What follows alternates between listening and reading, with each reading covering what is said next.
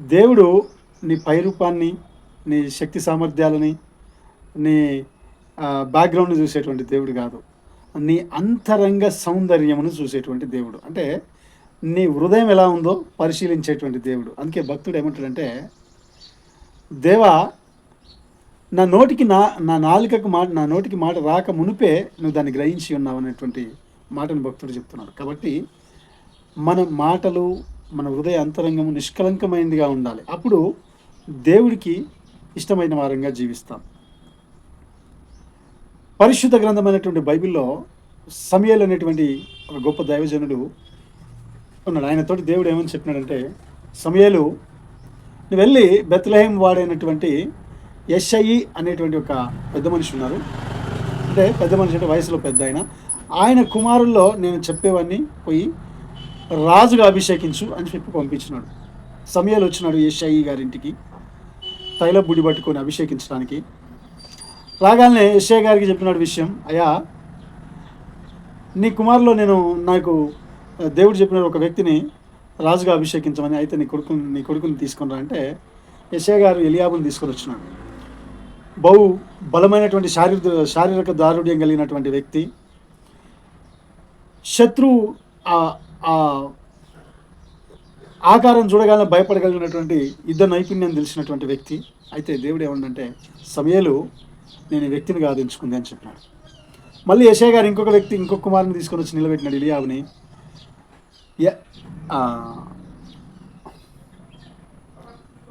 అభినాదాబుని అనుకుంటా, అభినాదాబుని తీసుకొని వస్తే మళ్ళీ దేవుడు ఏం చెప్పినంటే సమూయేలుతో, అయ్యా సమూయేలు ఈ వ్యక్తి కూడా కాదని చెప్పినాడు. మొదట వచ్చినటువంటి వ్యక్తి కంటే రెండో వ్యక్తి ఇంకా బలమైనటువంటి దారుఢ్యము, శరీరాకృతి కలిగినటువంటి వ్యక్తి. కానీ దేవుడు ఏం చేసినంటే ఈయనను కూడా కాదని చెప్పినాడు. అట్లా యెషయాకు ఉన్నటువంటి 7 కుమారులు వచ్చి సమూయేలు ముందు నిలబడినప్పుడు అందరూ కూడా ఒకళ్ళని మించినటువంటి ఒకళ్ళు శారీరక దారుఢ్యం, బలము, శక్తి పరాక్రమం కలిగినటువంటి వ్యక్తులు. అయితే వీళ్ళందరినీ నేను ఎంచుకోవడం లేదు అన్నప్పుడు సమూయేలు అంటాడు యెషయా గారితో, అయ్యా నీకు ఇంకెవరైనా కుమారులు ఉన్నారా అంటే, ఇంకో చిట్ట చివరి వాడు ఉన్నాడు, గొర్రెలు మేపుతున్నాడు. అంటే వీళ్ళందరూ చాలా బలమైనటువంటి పనులకి బలమైనటువంటి వ్యక్తులు, పరాక్రమం కలిగిన వాళ్ళు. కానీ ఒక వ్యక్తి గొర్రెలు కాస్తున్నాడు ఈ అడవిలో, చిన్నోడు. అంటే సమూయేలును పిలిపించంటే, ఎప్పుడైతే దావీదు సమూయేలు ముందుకు వచ్చిండో దేవుడు మాట్లాడుతాడు, ఇగో ఈ వ్యక్తినే నేను ఇశ్రాయేలుకి రాజుగా అభిషేకించమని చెప్తున్నాను, అభిషేకించమని చెప్పినారు. చూడండి ప్రియమైనటువంటి దేవుని బిడ్డలారా, దేవుడు మన బాహ్య సౌందర్యాన్ని, మన బాహ్య ఆకృతిని, బాహ్య శక్తి పరాక్రమాలని, మన ఆస్తిని, మన అంతస్తుని చూసేటువంటి దేవుడు కాదు. ఆయన హృదయ అంతరంగాలను చూసేటువంటి దేవుడు. దేవుడు దావీదును చూసినప్పుడు ఆయన హృదయ అంతరంగం దేవునికి చాలా దగ్గరగా ఉంది, నిష్కలంకంగా, దేవునికి యథార్థంగా ఉంది. ఇటు యెషయా గారి తండ్రి దావీదును లెక్క చేయలేదు, ఇటు అన్నదమ్ములు లెక్క చేయలేదు. బహుశా మన జీవితంలో కూడా మనల్ని ఎవరు లెక్క చేయకపోవచ్చు, కానీ మన హృదయ అంతరంగము దేవునికి యథార్థంగా ఉందా? వీళ్ళంతా ఈ లోకమంతా లెక్క చేయకపోయినా మన జీవితంలో దేవుడు నిన్న ఒక రోజు ఉన్నతమైన స్థితిలో నిలబెట్టబోతున్నాడు. యెషయా అంటే తన సొంత తండ్రి కూడా దావీదుని చిన్నోడులే అంతోటి ఏమవుతుందిలే అని పిలవలేదు. ఓ ప్రవక్త వచ్చి నీ కొడుకుని రాజుగా అభిషేకిస్తా అంటే వీళ్ళందరినీ 7 నిలబెట్టిండు, కానీ దావీదుని పిలుచుకురాలేదు పొలం నుంచి. ఎందుకంటే దావీదు తండ్రి దృష్టిలో కూడా లెక్క లేకుండా ఉన్నాడు, ఇటు అన్నదమ్ముల దృష్టిలో లెక్క లేకున్నాడు, సమాజం దృష్టిలో లెక్క లేకుండా చిన్న పిల్లగాడు అంతోటి ఏమవుతుందిలే, గొర్రెలు కాసుకున్నాడులే అనేసి వదిలేసినారు. కానీ దేవుడు ఎక్కడో అరణ్యంలో గొర్రెలు మేపుతున్నటువంటి దావీదు మీద దేవుని యొక్క దృష్టి పడింది. పరిశుద్ధ గ్రంథమైనటువంటి బైబిల్ ఏం చెప్తుందంటే, నువ్వు ఏ స్థితిలో ఉన్న ఈ లోకంలో మనుషులు నిన్ను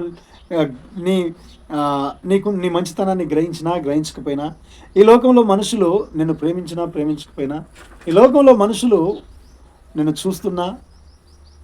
చూడకపోయినా, ఈ లోకంలో మనుషులు నీకు ఒక స్థితిని ఇచ్చినా ఇవ్వకపోయినా, నిన్ను చూస్తున్నటువంటి దేవుడు ఆయన.